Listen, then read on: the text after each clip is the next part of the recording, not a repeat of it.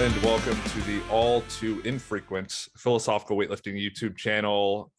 As always, I'm your host. So welcome to the video. Welcome back to the channel if you are a frequent consumer of the content. Today, I'm bringing you something a little bit different. Normally, we are saturated with content about weightlifting programming. Now and again, we'll have some podcasts and chats about technique, but actually, again, like we had a conversation before we started recording about how we were introduced and how this came to be. So it's a bit random, if I could just say that. But we will actually have more of a technique focused video today where we talk about some of Angela's work. She'll introduce herself and you'll get to know more about her and why she's giving this I don't know, conversation, presentation, whatever you want to call it, back and forth about weightlifting technique with me in the first place. So Angela, I'll kind of kick it over to you. You can introduce yourself, give the listeners a bit of background about who you are, what you do, why you do it, and then we can get into the meat and potatoes of the conversation. Yeah, thanks, Josh. Appreciate having the opportunity to come and spread the good word of weightlifting. I'm just not knocking on people's doors to do it. But as you said, we're both in love with weightlifting. We became Instagram friends or creeps, however you want to talk about it. But I've been involved in weightlifting for way longer than I would have thought. So like, I do actually have, a slideshow of like where I come from and how we got here. But like, I used to be a track and field athlete. When I got done, I was like, I need to compete in something, and happened to have a coworker who did weightlifting. And I was like, cool, let me try that. And then, that was about 2004. In 2004, I met her coach, and that was Mike Gattone and Roger Nielsen, for those of you who are very familiar with those names, I'm pretty sure. And basically started training as a weightlifter. A few short months later, I started working for Mike. And so I started coaching weightlifting. So I did that, I kind of sped up the process in terms of like coaching and competing. So doing it at the same time speeds it up, quite substantially. Then somewhere around 2011, I became a national level coach. So, it's been a couple decades of pretty much in the making. So yeah, and I've done pretty much anything you can think of in weightlifting. I've gone through the whole path of personal training, S&C coach. I've been a physical therapy aide. I was the director of sports performance at Loyola University in Chicago. So I spread the good word of weightlifting there to all of my athletes.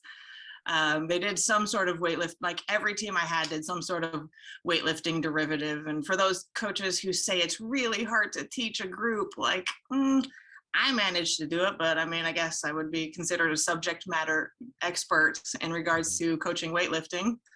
Also managed to write an educational course with one of my good friends, Dr. Anna Swisher. We wrote an educational course for Aleco on how to use Olympic weightlifting as an S&C coach. And then on the side there, I've done, side hustle, Beastus Athletics, coaching some of my own lifters, sports performance, running local comps. I've helped run national level comps. Spoiler alert, it's not fun running the volunteer list for those. That's almost worse than actually like lifting and coaching, because you're there like outside all of those hours. So like I've had a very practical background in weightlifting, like a very hands-on, but I do actually have degrees in this as well. I have a bachelor's in exercise science that I earned ages ago, before like Google and Sci-Hub were around. I wondered how I actually managed to do that. But after all that, I quit my comfy life, and I'm actually coming to you from London in the UK. Decided to get a master's in sport and exercise science, and I did my dissertation on post-activation potentiation in weightlifting. Spoiler alert, if you are stronger and you have a greater training age, the more likely potentiation is gonna happen. Yes. What was the setup for that to test if there was an effect? that that one was mostly just kind of comparing if super maximal pulls, so pulls performed at 100, 110, and 120 had a significant difference in like force and power on the subsequent 90% cleans. So like the data that I actually used for that, I used for my first 2 PhD studies. So we tested, on 3 different days, they got up to 90% cleans based off of their, clean 1RM, clean and jerk 1RM, sorry. And then on one of the other days, we got to 80%, and then we did the super maximal pulls, and then went back and had them clean the 90s. So we kind of compared how the 90% on, the non-super max days compared to the 90% on the super max day. And I mean, I had a really small sample size. I only had a population of 8. So, and, wildly enough, it was the people who had the most training age had the most likely potentiation effects. But I can tell you that cleans at 100, clean pulls from the floor at 120% are not fun to do. Because most of the research on that is performed from the hang. So like you just get off of the rack and then you basically just like shrug it.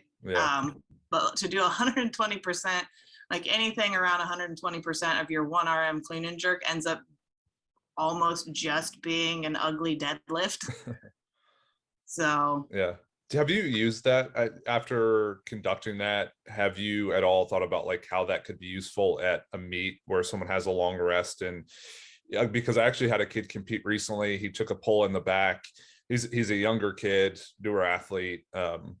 So for him, I don't think it would make much of a difference. I'm thinking if I went and did that, I just wonder how it would change my timing, or like the expectation of how the bar would feel. Have you ever used that strategy in an actual meet setting? I anecdotally, like while we were conducting this research, my coach and I were doing it to myself in the back room because I had like a long wait period between some lifts. So we ended up doing like a super max pull, snatch pull from the hang. So like they loaded it up, they picked it up. Oh, wow. Handed it to me. They picked it up, like both my coaches on both sides picked it up, handed it to me, and then, all right, just do like the second pull basically, or like, well, from hang at knee, just do, that pull. And I mean, it seemed to kind of help. If anything, it just kind of kept like my system firing a little bit, but like, I honestly don't remember if I made the next lift or not. But if you're going to be doing those super max lifts, you got to realize that they are going to move a bit slower than you want. So my suggestion, if you're I would only use it with advanced athletes, experienced lifters who've been training a certain length of time and who have a certain level of strength. And I would only probably do it from the hang, and I would do the same thing. I would physically have people hand them the lift so they can just get that stimulus. Because from the floor, do you really want someone in the back moving a slow deadlift when they're meant to go out on the platform and be a little bit sharper, a little bit more on top of things? Probably not. So cool. It's fun to play around with though.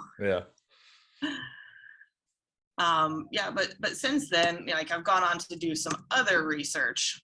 And so I've spent a lot of time in the labs looking at spreadsheets, looking at a bunch of squiggly lines to kind of dig deeper into some of the weightlifting techniques. So I've stepped away from the potentiation and started going more into just like the actual technical performance of it, like what variables you can have in the weightlifting pull. For me specifically, the clean pull. What looks good, what is reliable, what has correlations to performance, what can coaches use? Because like a lot of this research is like this, and this, but like if coaches can't monitor it, that's sort of a useless variable. And then, in terms of weightlifting as a sport, not the activity, as a sport, weightlifting comes from the floor, and a tremendous amount of current research is all from the hang, from Right. like some sort of derivative of the lift, or they've got these like massive populations where they're studying like the Asian championship. Well, great. I'm not built like an Asian, so I can't particularly lift like one. Right. You know, but also I'm not that strong either. So, you know, compared to my population, yeah, we're great. But like compared to that, you know, so like for the general, you know, say like national level, like regional to national level competitors, like what is useful for those people? And so that's kind of what we've been delving into over the last going on 4 years now, I guess, 4 years, something like that. I don't know. I've lost track of time. Yeah, I mean, it sounds really interesting. Is there a particular reason why you got away from the post-activation potentiation stuff?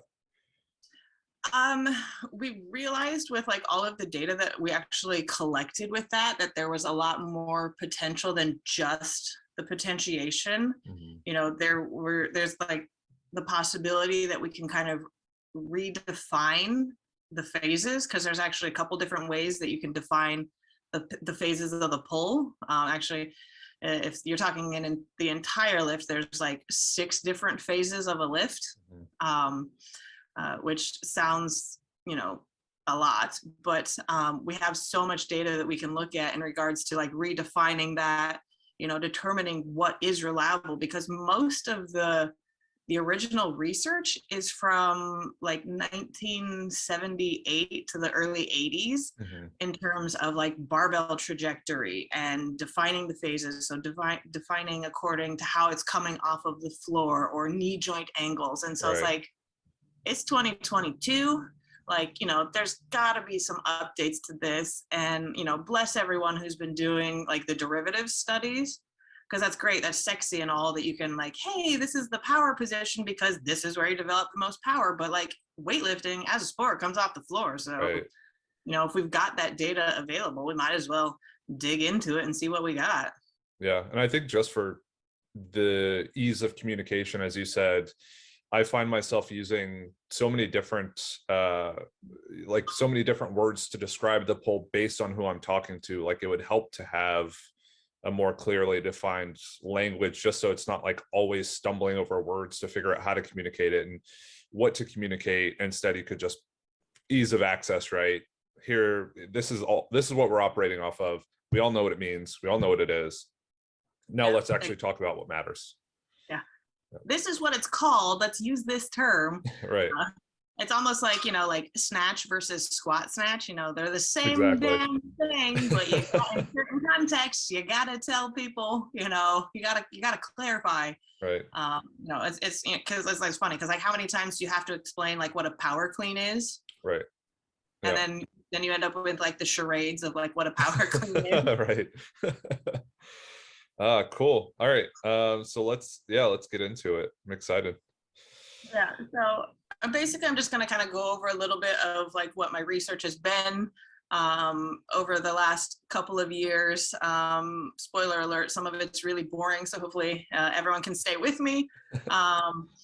You know, it is what it is, but it has provided some interesting things. So like the first step in this process is like, you know, you have to develop a research question. So like in this case, like how many variables are there in a pull? Like, how do we define this? You know, how do they interact between phases and can they be manipulated? So like, I need to know what the phase definitions are. I need to know what the typical variables that are reported, you know, and then that can help inform the rest of my studies. So like, all right, well, first things first, how many variables can we get in the pull? Are they reliable within a day or between training sessions? And does it actually correlate to performance? Because it's great if like, hey, within a session, they're reliable, but like if they don't relate to performance, there would be no point in actually monitoring those variables, right. You know, and then how do those things change as the load changes? Because obviously, you know, if it's a heavier load, you're going to have to, you know, exert more force to get it off of the floor, you know, and then can those variables be changed through training interventions? You know, so that one's been the most fun one, really, just because it's a training intervention. We get to lift weights and watch people lift weights. Like, what else can you ask for? so like the first bit in there is that systematic review. And as we said, you know, I need to kind of define those definitions, you know, and how things change. So a systematic lit review looks like this. It's a giant flow chart of, you know, like scientific Googling, if you will. And then you filter it down and down and down and down. And then you end up with a bunch of articles that you have to read for real this time instead of just the abstracts. Yeah. You know, and, you know, there's a difference between weightlifting, one word, the sport, and weightlifting, the activity. So you got to wade through all of that as well. You know, but then it basically boils down to, originally the phases were titled weighting 1, unweighting, weighting 2. A slight misnomer on the unweighting, because it's not like you stop pulling on the bar. It's just a change in the vertical ground reaction force. And subsequently, these were renamed to first pull, transition, and second pull. The two most common that we use is basically first pull and second pull. You know, and the first one, weighting 1, was defined according to vertical ground reactions force. So how much force you're putting into the floor, and, you know, it makes a nice little squiggly line. The second one, you know, the first pull, second pull, blah, blah, blah, you know, that's more defined by joint angles, which for coaches makes a lot more sense. But the force and the joint angles, like when the changes in force happen, don't exactly precisely line up with the changes in the joint angles. So, and it's all based on how that bar transitions around the knees, or, you know, doesn't transition around the knees in some cases. You know, so like, got a nice little graphic that I went over to the gym and took some photos ages ago. Shows off that I am really not built for this sport, but you know. You know, the first pull started weighting 1, kind of the same thing. You know, the end of weighting 1 is, you know, roughly corresponds to the transition. That's the unweighting phase, where you're transitioning around the knees. And then as the knees are rebending to get into that power position, you know, that's the start of weighting 2. And then the second pull is weighting 2 until full extension. So, you know, you can kind of see how there's like a little bit of difference. So like my research colleagues and I are toying around with the idea of seeing like at what point during the joint angles, like what the force is at that point, according to like joint angle phase definitions, and kind of then seeing if we can redefine it that way, because that seems to make more sense, because coaches can see that. Coaches aren't going to see a force curve. So, you know, it gets a little bit tricky there, because I have this. If I put my data in, you can see there, system weight is the barbell plus U. But you can see before the bar leaves the floor, you have to generate force. We're not magic. We can't just grip, rip, and pray and automatically generate all that force. But then you can see where it dips below, that's traditionally called the unweighting. And then as it spikes up, that's obviously the second pull. You know, but coaches don't have the luxury of being able to see this when you've got the actual lifter in front of you, or on, if you're remote coaching, on your video. This is what you've got. Yeah, so, and I'll even go as far to say that joint angles, that makes a lot of sense, because you can see the point at which the knees are the most extended as the bar moves off the floor to above the knee, and you can see when they transition and then re-extend or extend for the second time. But it's really difficult to see the bar slowing down at that unweighting phase. Like unless it's like really, really dramatic, it seems to be like it picks up speed and almost stays one speed until it pops off of the hip. So to even see that visually, and I've seen a lot of lifts, it's not easy. So like to be able to read force based on bar speed would be really, really challenging. So like almost intuitively, it just makes sense to go by joint angles. Yeah.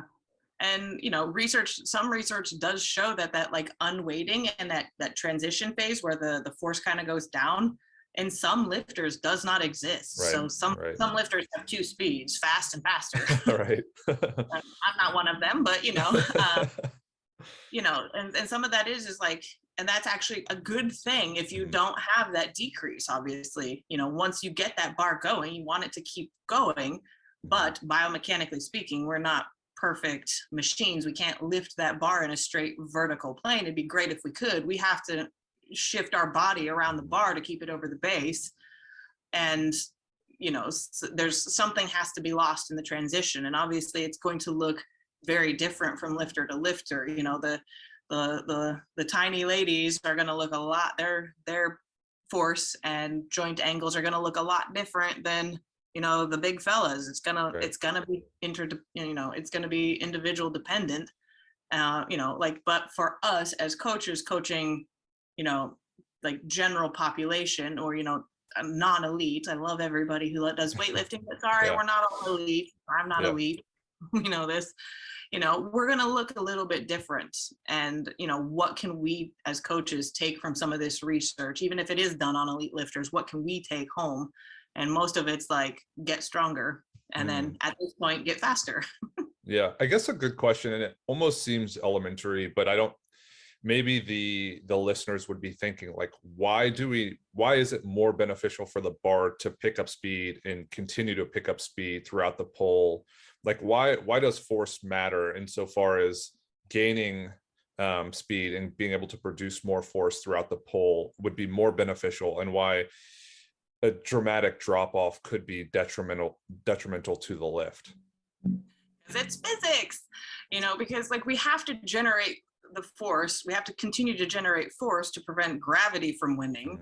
And it's beneficial that we have to increase not just force, but the rate at which we develop it, because we have to get that bar to the point where it reaches a little bit of weightlessness at the top, so we have time to pull ourselves under it. Right. You know, because you have to stay active with that. So like if you don't exert enough force fast enough, then you're not giving yourself a fighting chance to get underneath it. You can grip, rip, and pray all you want, and you might get lucky here and there, but like in terms of like efficiency and, you know, like longevity for your joints, like you need to become more efficient in how you are pulling the bar and generating force. So like we all got to get stronger. Like very few people have ever, very few negative things have ever happened, if any, from getting stronger and being able to exert more force. Right.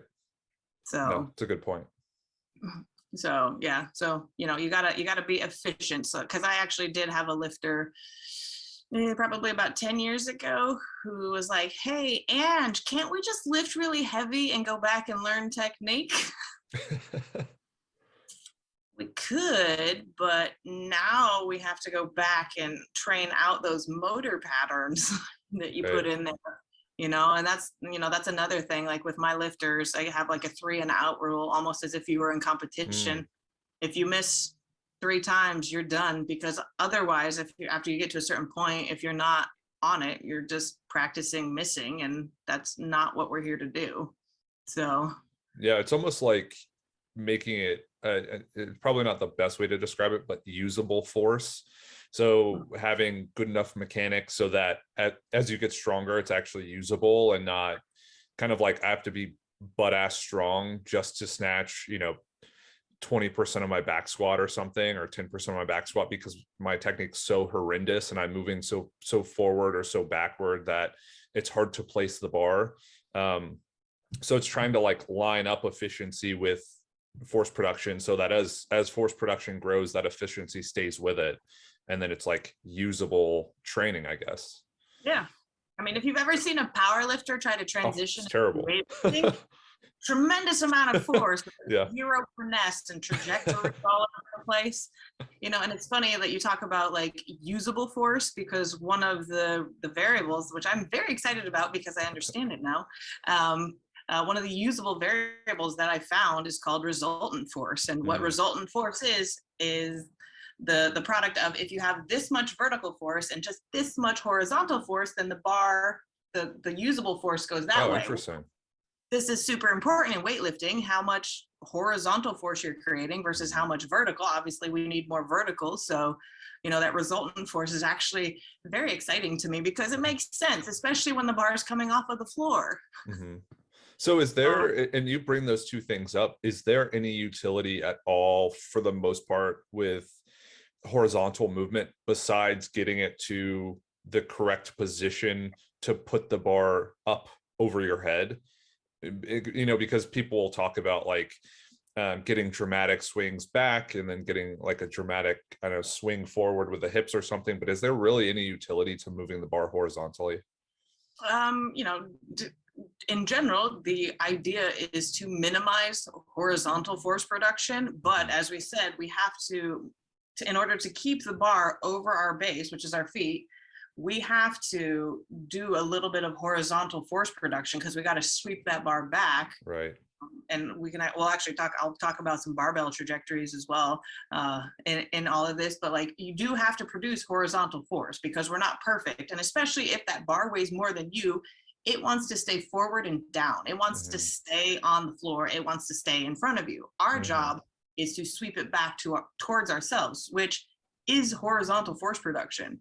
You don't want to have a dramatic amount of horizontal force production. So that's where people are like, give the bar baby and like smash your hips into the bar. Well, you got horizontal force. And if you put horizontal force into this thing, it pushes it that way. Why would you want to do that? Like, you know, like brushing, sweeping, shaving the bar up makes way more sense because it keeps that as usable force. As you said, usable force. Vertical, we want that bar to go up. Horizontal displacement is not the objective. Vertical displacement is.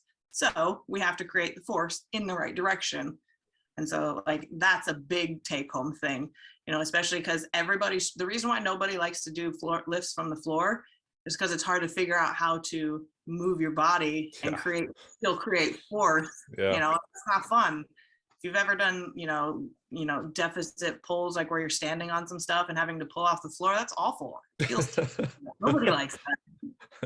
No, I agree entirely. And I think what happens is people misunderstand how the bar makes contact with the hip and then the amount of force that's applied to it and then the direction. So they're like, oh, the bigger the collision, the more force. In reality, it's like, okay, if you get to a strong position and can move up with the bar and get, you extend the legs effectively, extend the hips effectively, like that's where the force is coming from. It's not like a collision where you're trying to ricochet the bar and like, I've heard it explained as throwing a tennis ball like against a wall. Like you're not trying to do that. You're trying to skip a rock across a body of water. Yeah, that's actually a very good analogy because if it were collision based, we would have figured that out ages ago.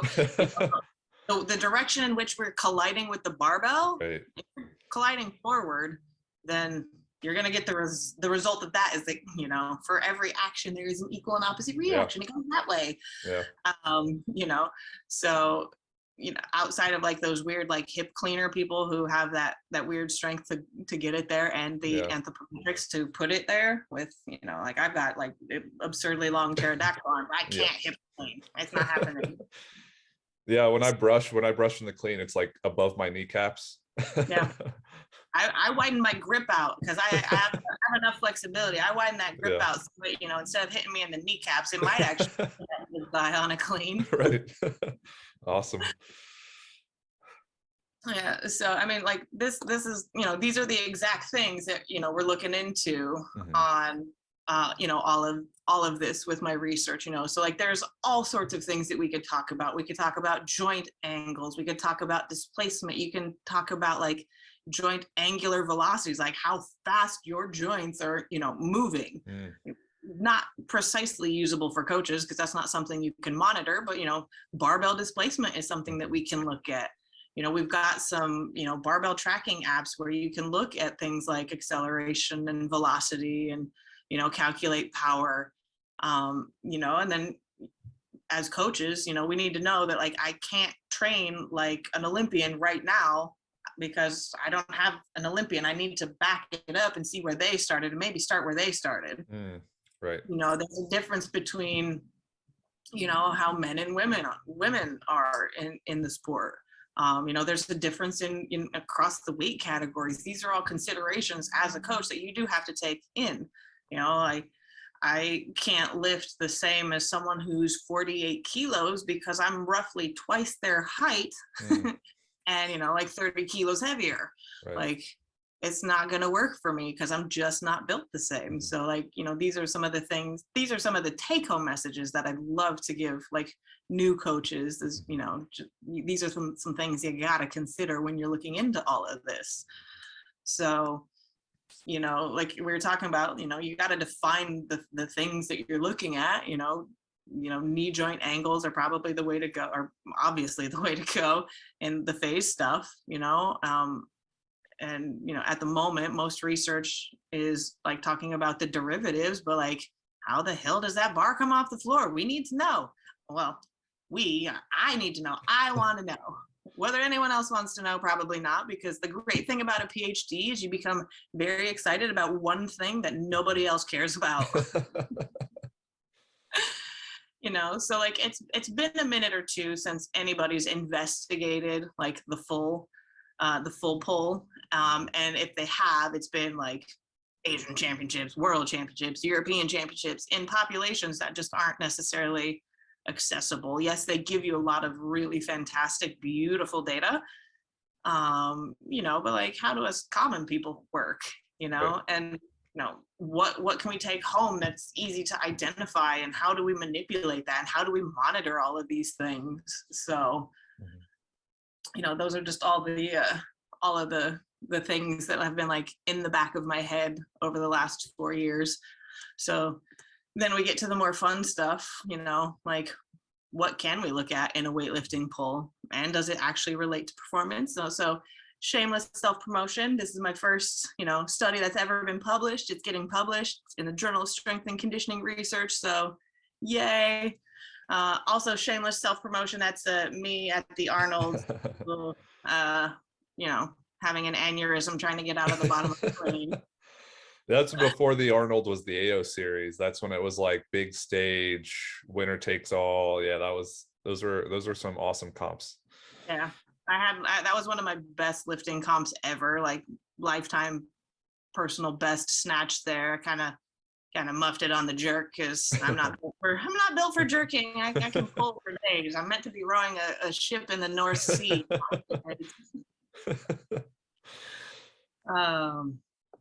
But as we were talking about, like, what variables can you take in the pull? Like, are they reliable? Do they relate to performance? And with weightlifting research, it's always a challenge to get participants if you don't already have a population looking at you, ETSU, who always has people available to study. Especially in London, like it's like the UK, like over here, it's not a huge sport. We do have some successful, in national and international level lifters, but it's like 2 or 3 compared to the US. I mean, the UK is tiny. So, if I don't have a ready-made population, which is why my first study had an N of 8, because it's that, my most recent study, I started with like 19 and finished with 15. I'm sorry. And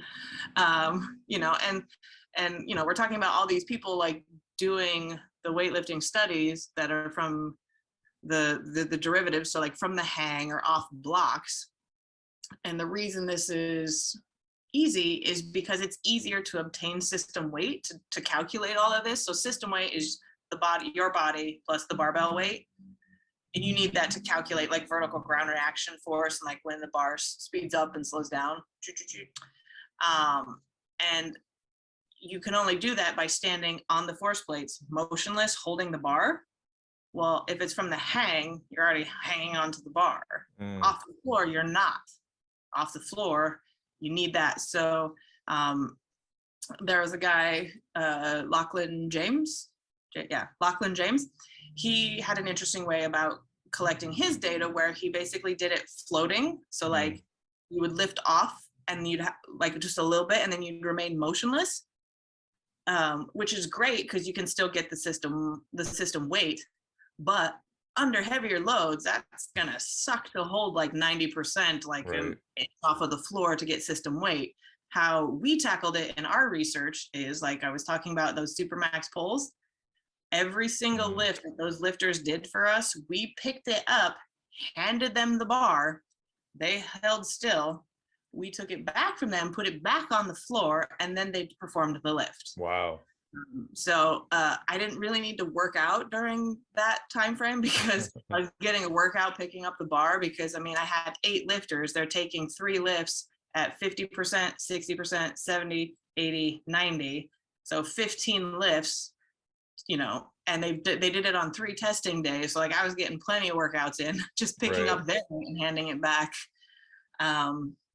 You know, so that's one of the many reasons why people don't go off of the floor, because it's hard to get that. So, you know, I thought we had like a really ingenious way of getting that without fatiguing the lifter, like you would if you were doing one of the floating pulls. You know, so I had regional to national level lifters. As I said, we tested them, you know, 3 sets of, you know, cleans, starting at 50, working up to 90.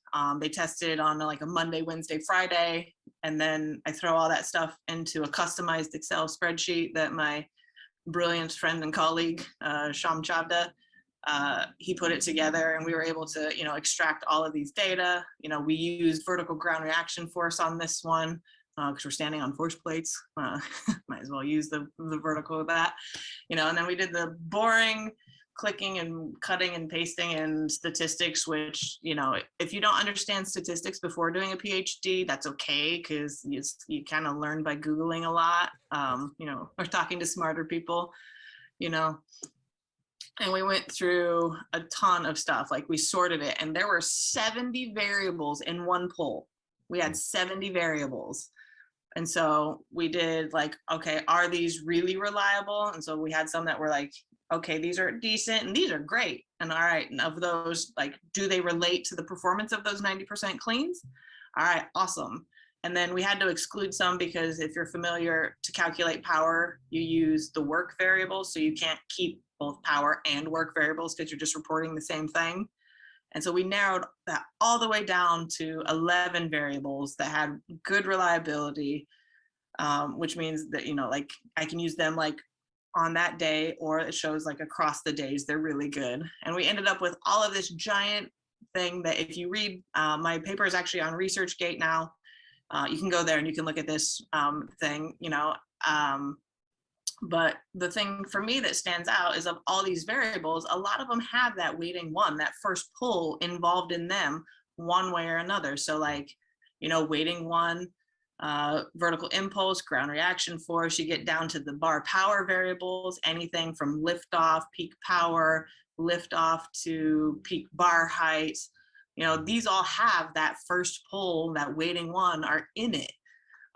You know, so if you take the actual result and you boil it down, that resultant force that we talked about, like the vertical versus horizontal stuff, that looks really good within one day. It looks really good across multiple days, and it's got a good relation to performance. Like, why wouldn't, if you had a really good resultant force, if you had really good force production off of the floor, why wouldn't it relate to good performance overall? Like if that's step one in your lift, if that doesn't come off right, then everything else after it gets exponentially harder. You know, so like this all looks like science-y and stuff. And, you know, here you can talk about it, like 8 of those 11 variables had the weighting one phase in it, you know, but that means absolutely nothing to coaches. So what's the most easy one for coaches to monitor? Average power from lift off to peak bar height, because you can film a lift and you can tell when it comes off of the floor and you can tell when it's at the peak. That one's a really easy one, and most of the apps you can calculate power. So it's, you know, that's the thing. It's like, I'm excited about resultant force, but from that, it's more like a coaching philosophical perspective, like determining how to make usable force rather than using it as a monitoring tool. When I can monitor this other thing, which also has, you know, relation to performance. And, you know, something else interesting that we noted was that like the average power, you know, like power over a certain amount of time versus like peak power appears to be more reliable. If you think about it, peak power is like one teeny tiny instantaneous point, but average power, like if you can make a positive shift in average power, that's going to be pretty significant overall in terms of performance. So, you know, that's great. Science variable, you know, but like we were talking about earlier, that resultant force is tricky until you realize it ties into bar path. So if we look at this guy, there's three different bar paths that have been defined by Vorobyev in 1978. And actually under each one of these, there's three other subcategories of that. But if we're talking like vertical force, obviously that's straight up, but you know, the typical bar path that we tend to teach new coaches is like bar path like A and B, really. You know, it comes back towards you and then it kind of goes away and then loops around at the top. You know, A is one of like the big ones, really. You know, B is arguably the one that they say is better because that vertical line is like, if you're to draw a line from the barbell straight up before the lift, that's what that is. And then obviously barbell trajectory C is one that goes away from you and comes back. And, you know, that's not necessarily ideal, but it's something that does happen. You know, as we said, we can't be perfectly vertical in our pull. So we have to find what works best. And initially off of the floor, if the bar wants to stay forward and down, sweep it back. And then if you make a little bit of contact, you know, it's going to come out in a way. You make too much contact, you get that nice little loopy loop, you know, but it's all related to the direction in which you exert force. So, you mentioned earlier a few times about the different populations that have been studied and what their bar paths look like and how they're generally like elite level, world level, you know, Pan Am's world champ medalists and contenders. And I spoke with Aaron Cunanan a few times, and you know, he kind of references his work in how they commonly see the type C trajectory with bigger weightlifters and stronger weightlifters. And then I've heard kind of people off the back end of that say, well, if those high level weightlifters can quote unquote get away with it, it's probably not as big of a deal. But then again, we come back to that whole like Klokov conversation we had before we started recording. It's like, yeah, he also stiff leg deadlifts like 300 kilos. So for him, if you were to bump the bar forward, he's just got such a surplus of strength. He can kind of manipulate it as he needs to. And maybe it disguises the error or covers up the error versus, oh, it's like a usable technique. So maybe if we have that same bar path, it's okay. But again, it's like considering the population, considering, you know, how strong they actually are, and then the type of bar path they utilize versus, okay, who are we normally talking to? And generally it's like an error in execution when they bump the bar forward, and it's not something that just exists within their technique.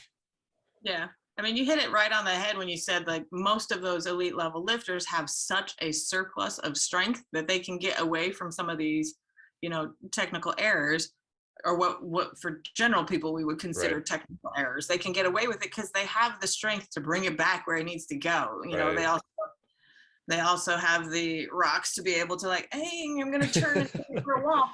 You know, like I've seen people duck walk it, and like that is not something I am physically capable of doing. I cannot duck walk that. That is not happening. I either make it or I'm gonna wear it. One or the other. It's not an in between. Well, and you made a good point, and I think one thing I always try to impress on people is the importance of being able to move the bar correctly off the hip.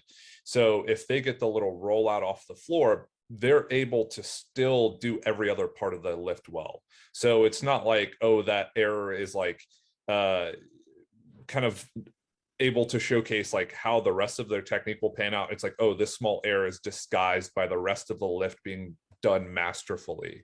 Whereas most people, if they bump the bar out, like maybe they don't have the best mechanics off the hip. They don't know how to use the arms properly and direct the bar and time it as well. So you can't have, you know, 98% of the lift done perfectly with 2% done poorly, and then have that like 2% be the thing that you focus on. It generally, with the population we probably work with, that's like 80% of the lift is done kind of well, and then like 20%, is not super efficient. So it's it's different, like you said, with how they're able to move the bar after the error and Yeah. And like the way I approach it with coaching is, it's a progression regression in terms of like technique.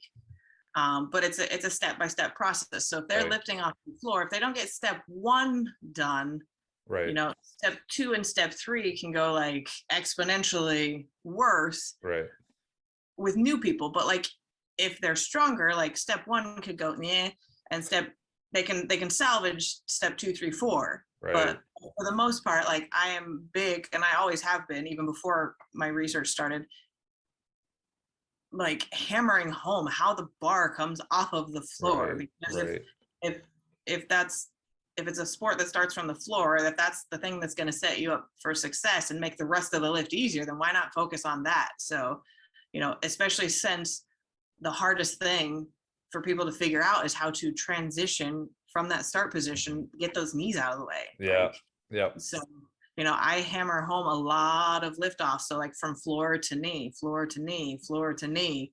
All right, let's pause there. All right. Then I do a lot of like knee to hip, like, and they hate it. but they hate it right up until the lift feels really easy. And they're yeah, like, oh, yay. Like yeah, it's not like a trade secret. It's not magic. It's physics.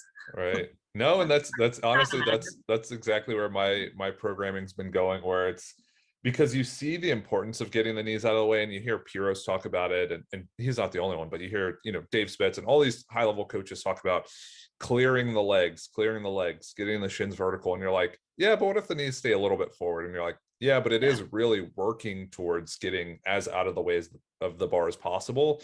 And now I find myself programming a lot of like pulls where you're staying over the bar at the hip.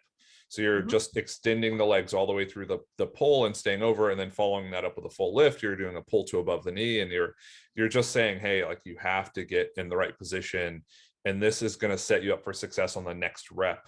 And I've started biasing that stuff with like all of the pull variations we do, a lot of the lift variations we do, and with good success. So there's a reason why we do it. So yeah.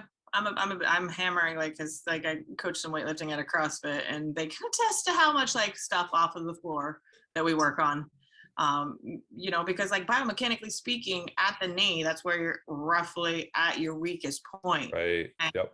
obviously that would also tie into where that force decreases a little bit, that bar slows down a little bit, because that's a weak point. So Right. if we're train your weakest link, there you go.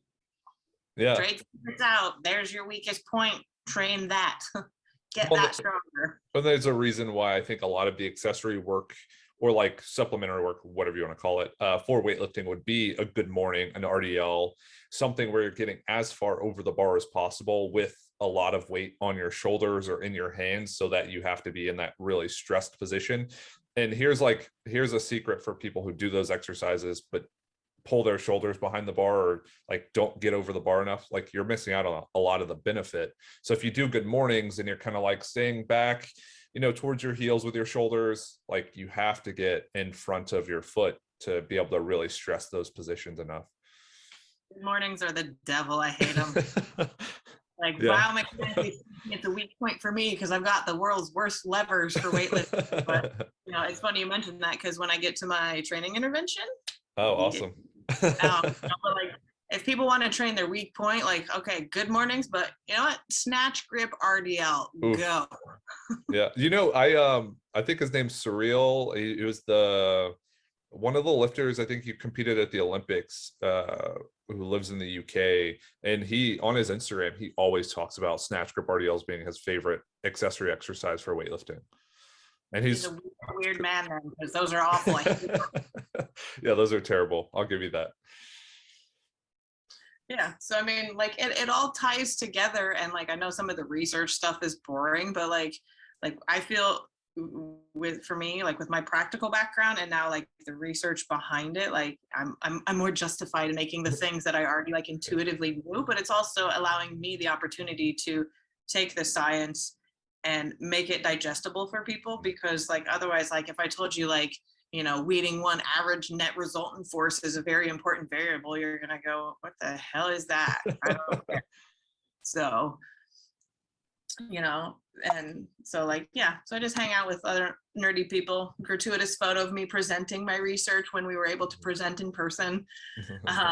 You know, showing them gratuitous videos of myself. So I'm just self-promoting here.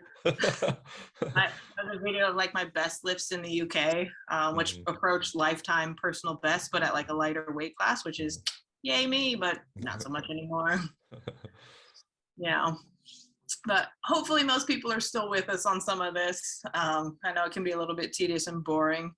But then like the next bit of my story is like the interphase relationships and the impact of load on these pulling variables, and have to put a pulling photo in there for you.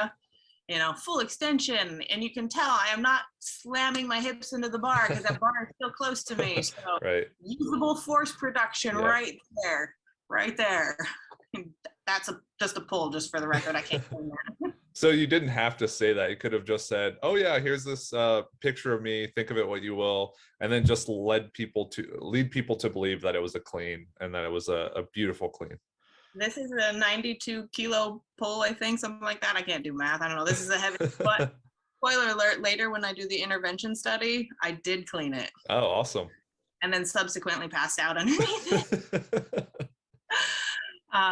But for that second study, like where we're looking at things, as I said, we collected a lot of data, 50, 60, 70, 80, 90, and then we have some loads taken at 100, 110, 120.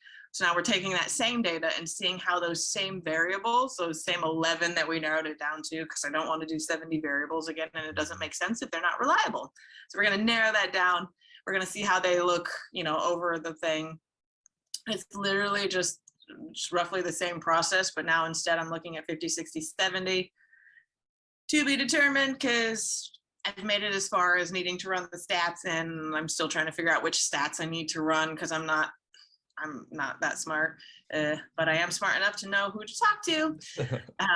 You know, like as you can expect with things like power and force, it's going to change as the load changes, shocker, but like, is it a significant enough change to worry about it?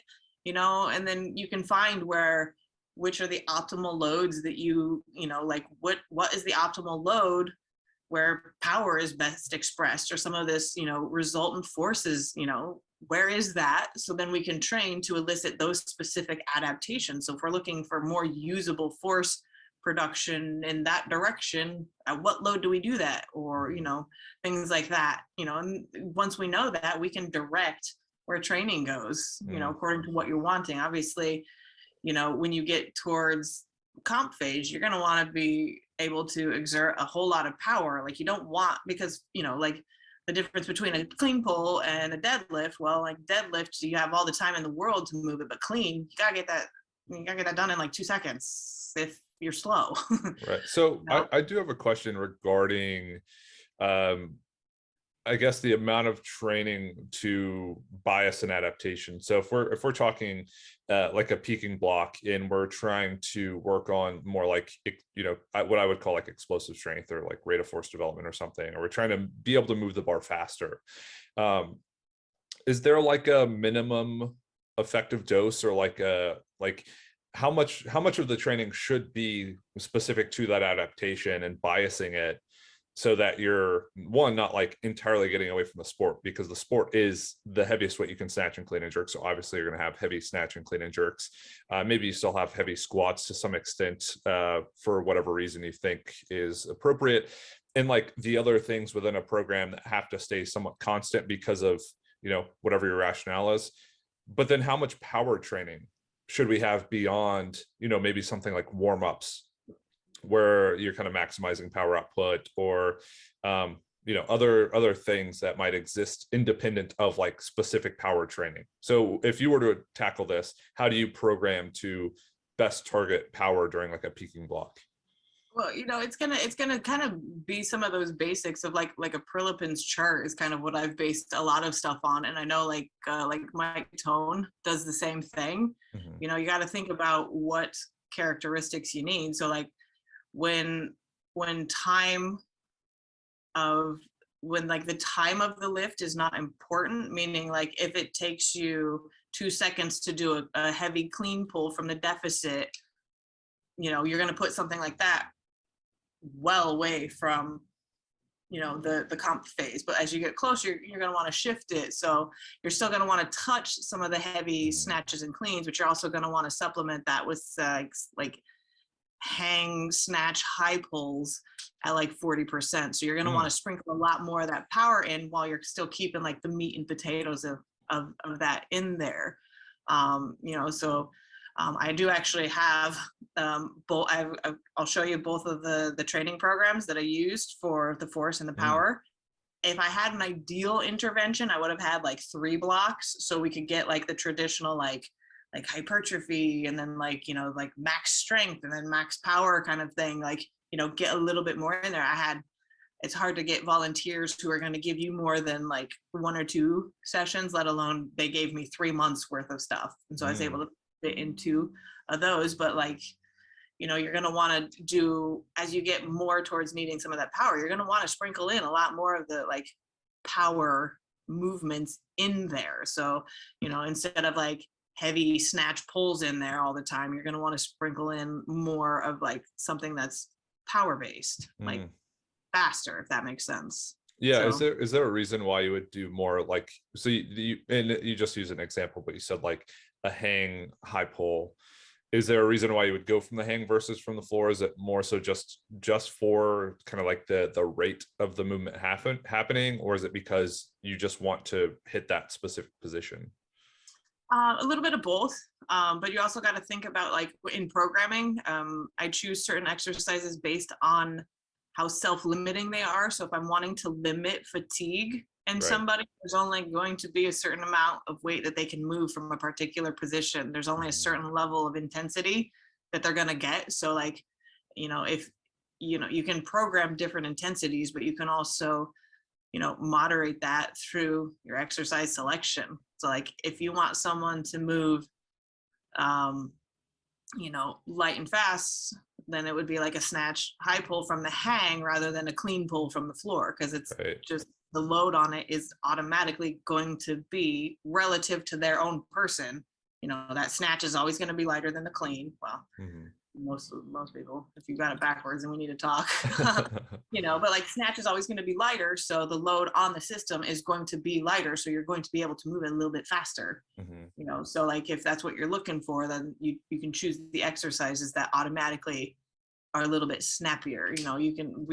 You put squat jumps in there, just weighted counter movement jumps, holding some dumbbells. But if you're wanting to work some specific technical aspects, why not use a hang high pull, so you can kind of solidify that? Because you were talking about how that bar comes off of that hip. Well, you get a double effect there. You get to focus on that from a technical aspect, but then you're getting the light and fast stuff that you're looking for out of a power phase. Yeah, I think that's smart. And I think when I talk to people about programming, it often comes down to like return on investment. So what exercises can we use to, one, give us a big bang for our buck, but also contribute in other meaningful ways beyond just like a strength adaptation, or like more of like a muscle building adaptation or hypertrophy adaptation. So when you talk about this, like, it makes complete sense. And a question I generally pose to people, kind of tough to answer, but what's that like time course of seeing the ability, someone's ability to produce power change with training? So if you have like a specific block, do you notice like a certain trend where it's like, yeah, it takes like 2 to 3 weeks to really start to see them peak their ability to move the bar fast? Is there like a predictable time course? I'm going to give you 2 answers on that. First one is my favorite answer. It depends. Because obviously with an untrained individual, you got this many weeks till they adapt to that and you see results. Like everything is a PB. Like Right. the first 2 years, and then you spend the next 8 years trying to get 1 extra kilo on the lift. Yeah. Or you stagnate and stay that way for like 10 years. It's going to look different from like a training age perspective, like a strength perspective. If they've got the requisite strength, then you might be able to see adaptations at a different rate. I'd like to say you'd see adaptations faster on someone with more training age, because that seems intuitive because they've got all of the thing, but like also you've got the newbie perspective, like everything's new, so everything gets better. Right. Yay! Yeah. But also like the intervention study that I just completed, we measured counter movement jump, isometric mid thigh pull, and then they maxed out their lifts. So now we're seeing how changes in force and power are impacted by a training block. So like we can possibly start to answer your question, like how long does it take? Like after one training block, are you going to see a difference in force and power? Now this becomes tricky because on, counter movement jump, you can talk about different variables as well. Well, how do you determine what is your best counter movement jump? Because most people will be like, oh, it's how high you jumped. Is it? Could it be, peak power or rate of force development? Like, what are these different things? Because there's underlying things, because there's also like jumping strategies, and we can go down like all sorts of like side tangents here. For days, because like counter movement jump, you're like, yes, the highest jump, but does the highest jump also correspond to the highest power output, or did you have a change in how you achieved that highest jump? You have a change in something technical on a jump. And so like this is like a giant wormhole that I have to go down eventually once I start analyzing the data, because we want to use these counter movement jumps and mid thigh pulls possibly for monitoring purposes. But how do you compare that to the lifts? So like, answering how soon can you see a response or changes in power is something that, we could answer a little bit at least, like after they do 5 weeks of training, their power got better. Okay, so you expect at least, like 5 weeks for trained individuals. All right, maybe different. Maybe they saw actually really good improvements week 1 through 3. Week 4 went to shit, and then week 5, because they deloaded, was better, and then week 6, woo. Yeah. Well, which is actually what we've seen. I think there are a couple studies that came out of ETSU looking at like block periodization within a weightlifter's training across like competition prep, and they ended up, I think having like a meaningful difference towards the end, like meaningful improvement, but it was actually lower than at other time points during the training plan, because they probably dropped volume too much, or they probably like pulled back a little too much, or there was something that happened that actually saw like a decrease in force production or decrease in muscle size. So it's like you said, if you're looking from like time point 1 to the last time point, there's a meaningful improvement, but maybe it's less meaningful than at any other time point within, based on how they got better and then regress slightly or something. Yeah, but I mean, you got to think about like the fitness fatigue, that like as you're getting more fit, you're also getting more fatigued, but then that's like the deload and the super compensation comes in. So like mid-cycle, like when it starts getting hard, a lot of those variables might go, and then then you get a little rest and shocker, And that's how it works in theory. Does it always, come out in like if actual competition? Like, no, but like there is enough science and research behind it, and enough like anecdotal studies that, we can get this figured out. So, at least have enough of an educated guess that we can make meaningful changes in programming and how we approach things. These are good questions. I like these. So now for the actual fun stuff, because I just completed all of like the data like stuff, and that was super fun and ended with a bang. So this is the lift I made. That's the heavy clean. I made it. I have proof right there. That's actually how high I pulled it. You got a lot of height on that. So arguably based on, because there's actually there's another variable that a lot of people don't talk about, and it's drop distance. So the point between peak bar height and where you catch it. If you can minimize that, like, that's optimal technique. So arguably, because this bar is so high, and then my catch point, I have a lot more. I probably maybe clean 100 kilos again. Right. We're hoping, but then you get to see all like the science stuff behind it, all the squiggly lines back there. So I was a participant in my own study. I was the last one to test. And so I got to go out with a bang, because as I stood this lift up, I went lights out, like completely lights out. So the lab assistant in the back, she didn't care. My coach and my supervisors were both there, and they didn't even care. I've got the video of it. Like, I'm laying on the floor, like a little bit, and then, oh, yes, I got to get up and help her. So it's fun to be a researcher and your own lab rat.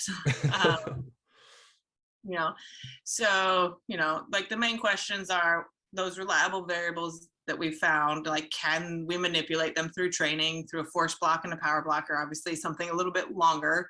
And then can you monitor some of these changes? Can you test for them with like a counter movement jump or isometric mid thigh pull? Isometric mid thigh pull, probably not feasible, because most people don't have the rig and the equipment for it. If you do, I mean, great. You can get some portable force plates by Hawken Dynamics, which is what I use for the counter movement jump and the isometric mid thigh pull. They're so fun to play with, and the like output on those are. I don't work for them, by the way, but I wouldn't mind having a set for myself. Like, the interface is actually usable for coaches. So like, you can actually see what you're looking at, and they've got like all the squiggly lines, and they're like, this has improved, this has gone down, like, yay. But like, these are things like, as coaches and as researchers, like, we need to get something that's easy to monitor, or like ways that you can kind of monitor it without like killing your athletes and having them max out every 4 or 5 weeks. Right. So, I needed people who were proficient in weightlifting, as determined by a nationally and internationally, certified weightlifting coach. Because my coach, Sham, he is an Olympic coach now, because one of our teammates competed in the Tokyo Olympics and on the refugee team. So like, that's really cool to be able to work with people like this. Like, I get to work with I'm super lucky. I've gotten to work with some phenomenal people like Mike Gattone, starting me off on this path. Like, now, almost 20 years later, I'm still there. And like, people who go to the Olympics, and it's like, I'm going to those national meets before CrossFitters found out that they could qualify for lifting meets. Like, the meets were all super tiny. So I get to talk to people like John Garhammer and Bob Takano. Like, I'm like, this is so cool.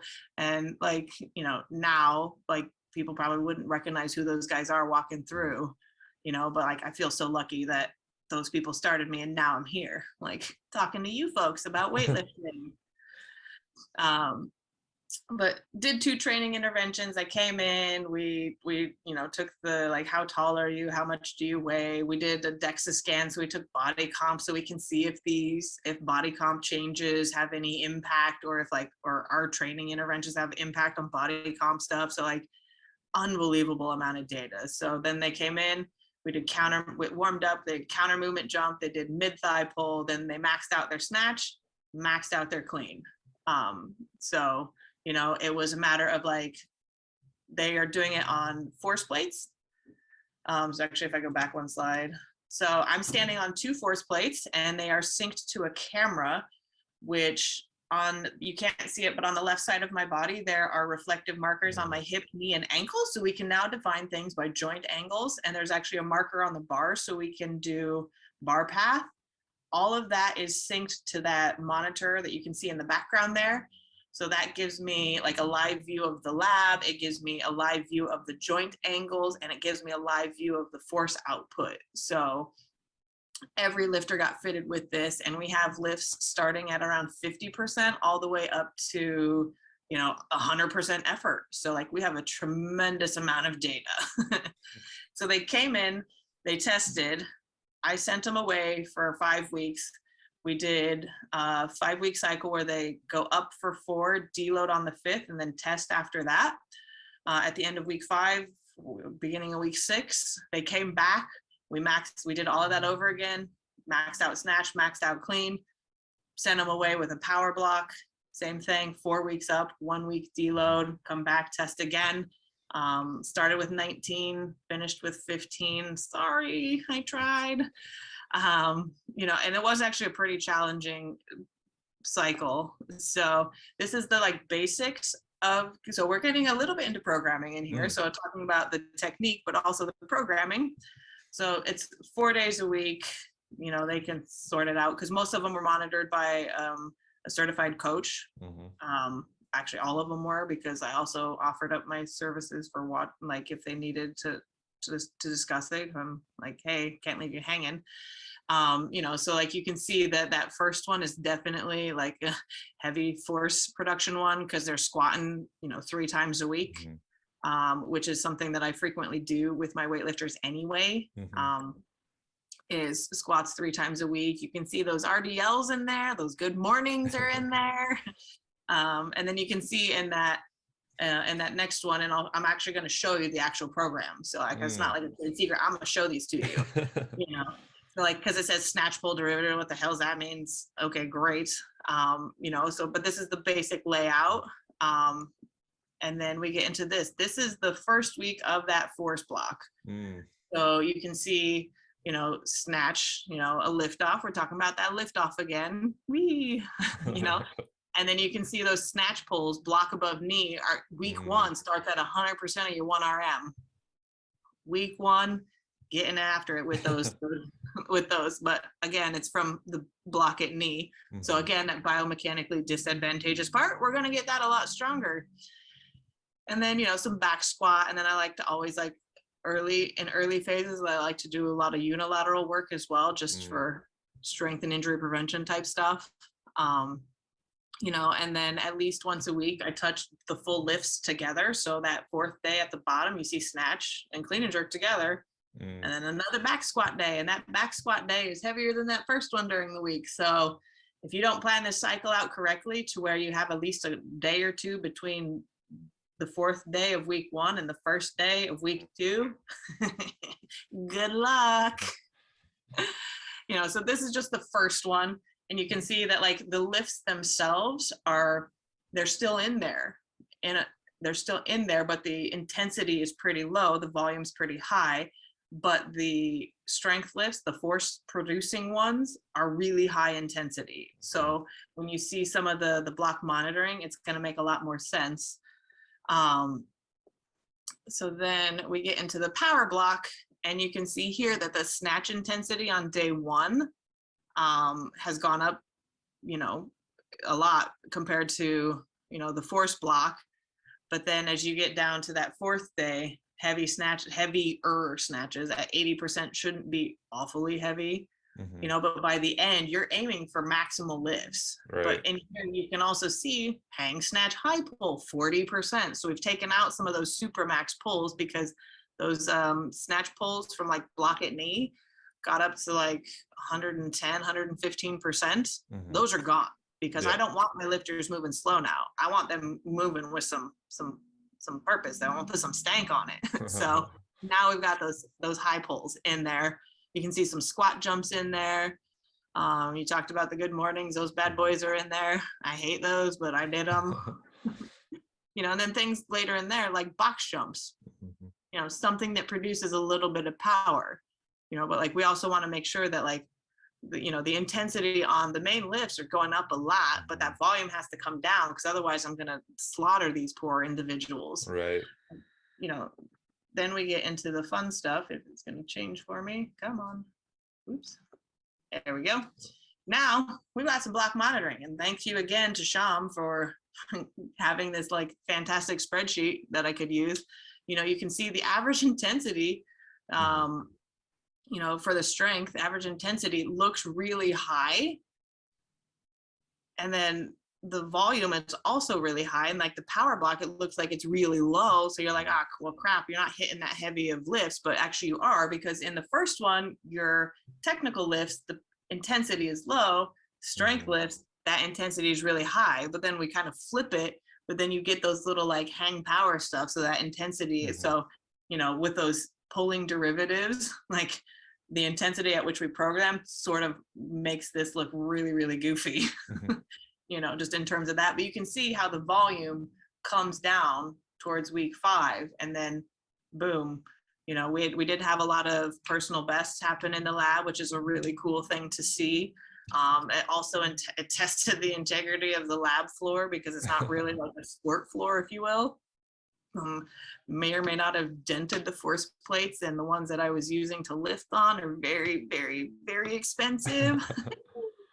But thankfully I didn't damage, they dented, but they still function properly, you know, but, at the moment, I can't give you any answers to what this is going to show, because anecdotally they got better because they got personal bests, but I can't tell you what happened to any of the actual variables that we've talked about. I can't tell you what's going on with the counter movement jump and the mid thigh pull at the moment, because like we talked about, what constitutes best? Like mid thigh pull in general, best means peak force and possibly like, rate of force development, but I also have to extract the data from all the heaviest lifts. So, 15 participants 3 times, I'm only looking at the cleans. So, 45 lifts, give or take. So I have a lot going on in regards to that, but like it will be interesting, because after the force block, looking at the nice little display that we had on those isometric mid thigh pulls, people's peak force went up. Right. So arguably that was a successful program. It worked. People are getting PBs. Arguably it worked, but like objectively, what happened to these variables? Like, are those variables actually are we able to manipulate those variables, so then inform coaches like, yeah, if you kind of train like this roughly, you're going to expect to see these kind of results after 4 or 5 weeks. Like, I typically train people 4 up, 1 down, and then a peak. If I'm doing like a 6-week, or I'll go 3 up, 1 down, peak. There's different methods to do it, but like, now that we've actually done it in a lab, what happened? And does it mean anything for coaches? So that's still to be determined. But there's a few take-home messages. First and foremost, weightlifting is cool. And we need to know how that bar comes off of the floor. Like if it's not coming off the floor right, that's great. But what happened to everything after it? Like what are coaches monitoring? What should they be monitoring? How should they be monitoring? And how do you manipulate any of these things? Like there's some things that we know how to manipulate, like some of the power stuff. You're not gonna get peak power like 90%. Power is a function of how fast you're able to do something. So some of these lighter lifts that you can move faster, obviously, is going to be a little bit different. We know these kind of things already, so like all this science stuff is cool if you're into science, but practically we got a lot of coaches out there that need to know some of this other information. So, and weightlifting is cool. Everybody should do it. So that's the basics of my research at the moment. I'm hoping I can answer some of those questions for you. Like, how long do you have to wait until you see, adaptations to power or, force? It depends. Are you strong? So. Yeah, I think a good question, and one I actually had at the starts, but figured I'd wait until now, is given, and this, I think ultimately this is like the heart of what people are getting at when they talk to someone who's had a lot of practical and theoretical experience, is now with your time in weightlifting, like coming in, doing it yourself, coaching other people, becoming involved in the research side of things, like what are your big takeaways? Like to you, what matters, and how do you go about mastering what matters? Are you talking in terms of being a weightlifter or coaching a weightlifter? Coaching weightlifting, yeah. So like the big thing that I have always like wanted to like just impart to like up and coming coaches is developing that technical eye first. Like, can you identify the key points in a lift? All right, that's step 1. Can you see when it goes wrong? And can you identify how to fix it? So like, it's just all technical based. Like, like for the most part, if new coaches are coaching people who are also new to weightlifting, every program is going to work to a certain extent. So like initially programming isn't the be all end all, but technical performance is going to be a big thing. So if coaches can develop their eye, to see that the bar path looks like this when it should look like this, like that's the biggest thing, that's the thing. Like, that's great. Like, all right, this went bad, but like if coaches don't know how to fix that thing that went bad. So like I've made like some flow charts of like simple to complex that I really like to give new coaches when I've done like coaching seminars. Like the simplest thing you can do is a shrug from power position. The most complicated thing you can do is a snatch or a clean from the floor, because there's so many steps in the process. So, if you're coaching and something's going wrong, take it a step back, make the movement easier, So like I coach from like a top down. I teach, all right, here's power position, as you said, teach them how it comes off of the hip, because that's a very easy position to teach. It's not easy off the bat to teach them how to come from the floor to get to that point. So if you're a new coach and you're working with somebody new, just start there. It's simple. So, those flow charts have come in handy on many occasions, and if it's a matter of like, all right, they've got to this, all right, this is going wrong, but I can't figure out why, just go back one step, go take something out, make it less complicated for you and the lifter. You'll both benefit from it until you figure out what's going wrong. Watch YouTube, watch this podcast. and with that being said too, it's getting enough reps in watching, right? So it's being able to see enough lifts, but then how are you connecting? And because ultimately, like the crux of what people are able to do is communicate through language. So having common ideas or imagery and then communicating that with words, like that's what creates a comprehensive picture. So if someone watches the reps and watches the lift, they also need that foundation of like, oh, but this is what it should look like. This is how I should communicate it. So it's like, how do you establish that depth off of, you need to be familiar and have a technical eye? Well, I mean, fun facts, like coaching is just a Pavlovian response. You could literally tell them to zip up their jacket, spread the knees. And as long as they know what is supposed to be the result of that coaching cue, it doesn't matter. Because I know people get semantics like, it's not a jump, don't say jump. But who cares? As long as they know what the intended outcome of that word is meant to be. Right. So, like I lucked out that I got to creep over the shoulder of, Mike and Roger, like, and then, go to national meets and creep over other people's shoulders. Like, I've spoken to some, like, I count myself very lucky. I'm, like one of my friends says, shit's getting deep, or I'm trying to like name drop, but like I've gotten to look and watch these people. And like, if you can have that opportunity to go see a coach who's established, like even if they don't have to be international level coaches, if you have someone who's a good coach in your area, go watch them so you can pick up, so you can sit there. All right, they see this, I saw that, what did they say to correct that? And that's a good way to like bridge the gap there. I am big on mentorship. So like if anybody's listening to this and they want to talk about it, if there's something going wrong, you want to talk about a lift, message me. My info is right there. Call me, call Josh, he's good. Yeah. But it is the hard thing for coaches to communicate, because one of my favorite things when I was teaching some of those coaching education courses is to demonstrate a lift poorly and then ask the coach to correct me. I swear it's not my real technique. And they would come out and they're like, well, this and this and this and this and this. I was like, pick one thing.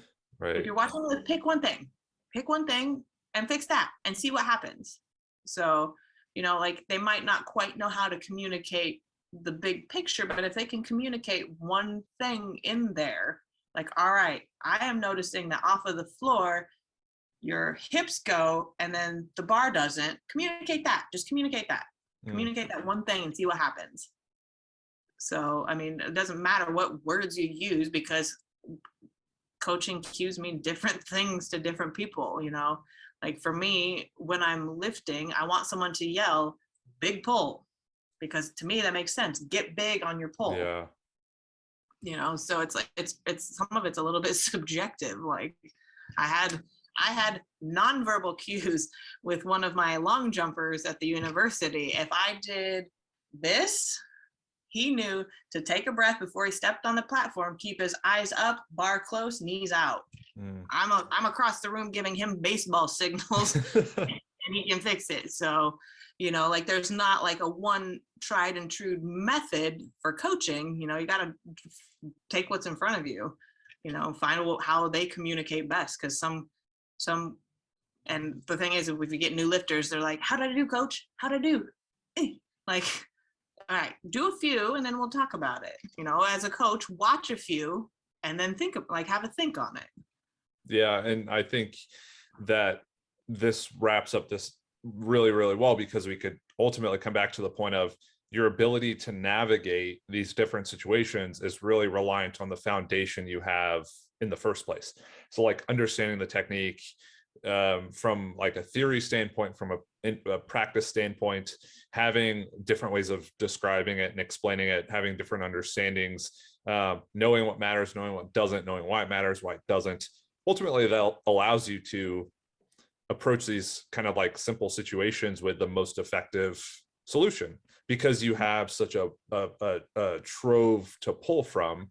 So, you know, after having watched this, for whoever is watching it, you know, you're establishing a better foundation with which you can pull from later when you're, you know, faced with different situations or different problems. And I think ultimately that's what it's about. It's like the better a grasp you have, like the more creative you can be with your problem solving. But when you're limited to like methods, when you're limited to like Chinese weightlifting, it's like everything looks like a knees out pull when you only know Chinese weightlifting. Yeah. You know, and that's the thing. It's like they're like, they talk about like the, you know, jack of all trades, master of none. But like I keep hearing that like the rest of that quote is, but better than a master of none. So like it's actually better to see these different schools of thoughts and find what works for what you've got in front of you. Right. You know, and give yourself the grace to learn, because you're not going to be a masterful coach right off the bat. You're not going to be a masterful lifter off of the bat. If you are, give me a call, because well, that's it. Well, it's funny you say that, because like a lot of the coaches I talk to, admittedly, they'll say, well, I don't think you can know everything, and I don't know everything, so I'm always trying to learn more. And it's like, well, pretty much everyone at the top, you know, feels like that. There's probably a reason why. It's because they're clued into something that more overconfident people aren't, which is there's so much information that the thought that you've mastered what you've come into contact with just means you haven't come into contact with enough. Yeah. And there's like some quote, like the more you learn, like the less you realize you know, or something like that. I think that's like when I did my bachelor's degree, I'm like, I know it all. And like, you know, like 20 years later now, or whatever, however long it is, like now I'm doing a PhD and I'm like, I am dumb. I am so dumb. Like there is so much stuff I don't know. Like, why was I so confident? And like, what?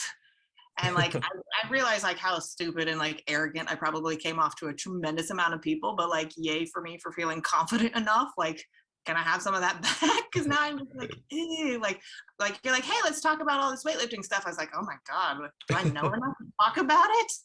Yeah, actually, I remember when I finished my undergrad, or during my undergrad, I made a video where I was like calling out Brett Contreras for his like, you know, he's a proponent of the hip thrust. It's like the be all end all for him. And I called him out. I'm like, why the hip thrust is like ineffective or not working. And it's because of the hamstrings being overactive and whatnot. And I knew absolutely nothing. But I think it's funny that like the point at which I felt like I knew the least, I was the most confident in what I would say. And I listened to a podcast recently, and was actually a guy who researches the imposter syndrome. And he was mentioning that every single day he has to go on Google Scholar and look at his publications and remind himself that he's smarter than he thinks he is. which is I go interesting. on Google and look for the definition of words I use every day. So. Right, exactly. I do that too. I'm like, what does force actually mean? Why do I use this all the time? And then I'm like, yeah, that's what it is. And it's just funny. Technically, my research is kinetics and kinematics, and I still cannot actually find those. Like, but I did, like, you know, like some of my supervisors, like Jason Lake, genius, absolutely lovely human being. You know, he said kinematics, cinema, moving. Like, oh, like, so like, you know, like I'm smart, but I'm like dumb. And, you know, put yourself like something along the lines of like, if you're the smartest person in the room, you're in the wrong room. Like, right. Or like if you're the strongest lifter in the room, you're in the wrong room. Like, kind of all works, you know, but like the hardest thing that people say is like, that people could say is like, I don't know, let me get back to you on that. And I'm happy to say that, like, I can't answer your question, Josh, but give me like 6 months and I'll get back to you with the answer. Right. Or you'll come back to me in 6 months and say, well, I couldn't find the answer. I'm sorry about that. Yeah. Well, you know, for people listening, yeah. And for people listening, yeah, please contact or reach out or check out all of the stuff that Angela does post on Instagram, ResearchGate, Twitter. You can email her with any questions, or if you just want to strike up a conversation about weightlifting, you can follow me on Instagram at Josh_PhilWL. You can follow me on Twitter at not_Josh_PhilWL. I got kicked out of my original account. And you can watch and listen to all of the other videos on the YouTube channel. And until next time, thanks for watching the Philosophical Weightlifting YouTube channel. Peace.